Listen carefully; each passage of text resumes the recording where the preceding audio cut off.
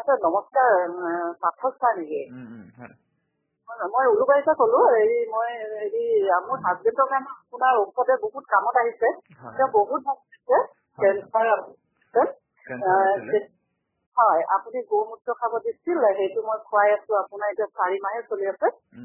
ইমান ভাল পাইছে মই ভাবিব নোৱাৰো আপোনাৰ ঔষধ মানে আৰু গেছৰ যিটো ঔষধ দিলে সেইটোও মই বহুত ভাল পাইছো আপোনাক বহুত ধন্যবাদ আৰু আপোনাক মই ডেইলি পাওঁ কিন্তু কেঞ্চাৰৰ সেইটো মই প্ৰায় নাপাওঁ সেইটো কাৰণে এটা কথা জানিব বিচাৰিছো ছাৰ তেওঁ আজি 3 দিনমান হ'ল 3 দিনমান মানে আপোনাৰ অকমান খাওঁতে লাগি ধৰা নিচিনা লাগে অকণমান বিষ এটা হয়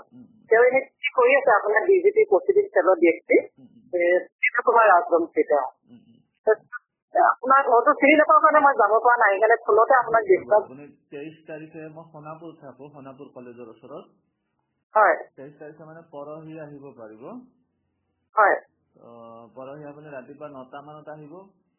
সোণাপুৰ কলেজৰ ওচৰত আহি সুধিলে হ'ল কাৰোবাক কৈ দিব